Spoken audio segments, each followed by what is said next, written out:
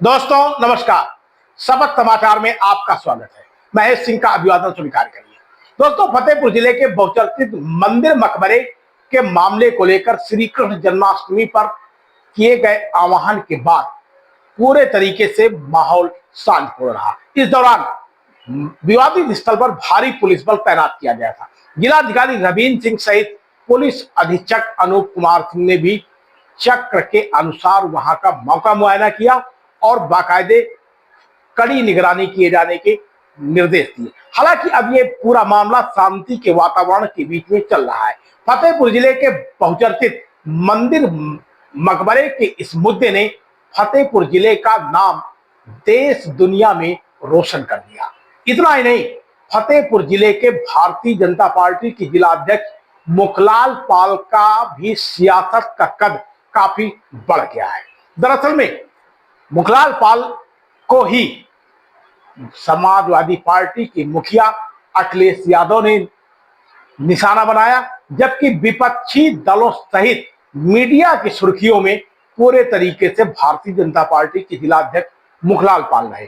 इतना ही नहीं, लगातार विभिन्न तरीके के सोशल मीडिया में वायरल हुए उनके बयानों ने मुखलाल पाल का कद जमकर बढ़ा दिया। हालांकि इस मुद्दे को लेकर के मुखलाल पाल का जिस तरीके से कद बढ़ा, उससे उनके विरोधी भी अब काफी पसोपेश में पड़ गए हैं। जबकि विपक्षी दलों के नेताओं का मानना है कि फतेहपुर जिले की सियासत में मुखलाल पाल अब एक बड़ा चेहरा उभर कर सामने आ गए हैं।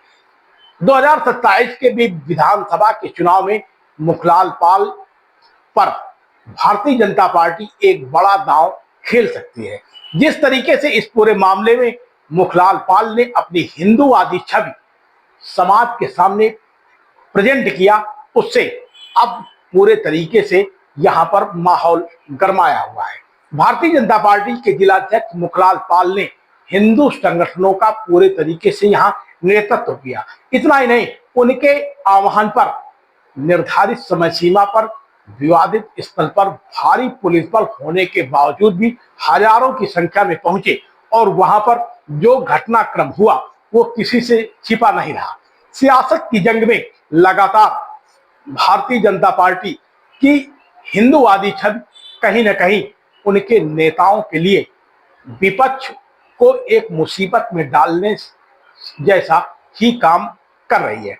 फतेहपुर जिले में ही जन्मे भारतीय जनता पार्टी के जिलाध्यक्ष मुखलाल पाल भले ही कुछ दिनों तक गैर जिलों में संगठन की सेवा करने में लगे रहे हों, लेकिन मौजूदा समय में जिस तरीके से उन्होंने अपनी हिंदूवादी छवि समाज के सामने पेश की, उससे समाज में भी वो एक नए युवा नेता के रूप में उभर कर सामने आए।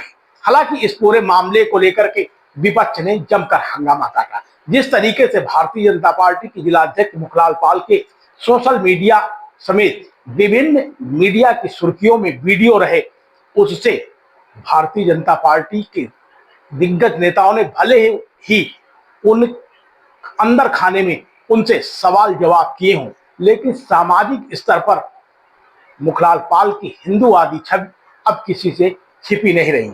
उसके बावजूद भी लगातार सोशल मीडिया में उनके द्वारा किए जा रहे पोस्टों से भले ही इस मुद्दे को पर विराम दे दिया गया हो, लेकिन अंदर खाने की बात तो यह है कि इस पूरे मामले को सरकार ने भी संज्ञान ले लिया है और दस्तावेज भी खंगाले जा रहे हैं। जानकार सूत्रों का कहना है कि यदि मकबरा कागजों में दर्ज है या फिर मंदिर का उल्लेख कागजों में आता है, तो जांच पड़ताल के बाद यदि जो भी सामने आता है उसी के आधार पर कार्रवाई की जाएगी। अब दरअसल में इस पूरे मामले पर कहीं ना कहीं भारतीय जनता पार्टी की स्थानीय नेताओं ने या फिर इन नेताओं के पीछे जो थिंक टैंक मौजूद हैं, उन्होंने कागजों के दस्तावेज जरूर खंगाले होंगे।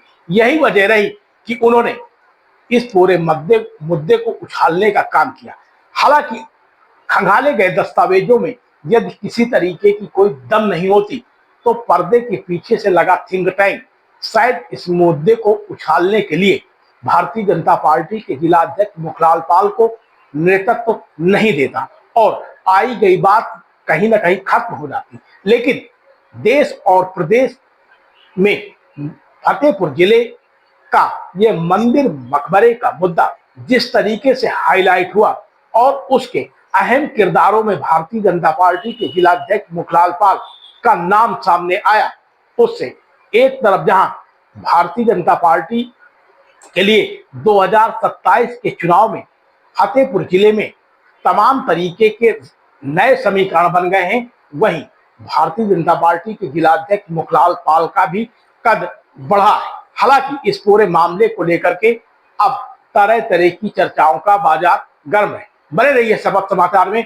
आपको हमारी खबर कैसे लगी, लाइक करिए एवं कमेंट करिए। बहुत बहुत धन्यवाद। आप देख रहे हैं शपथ समाचार।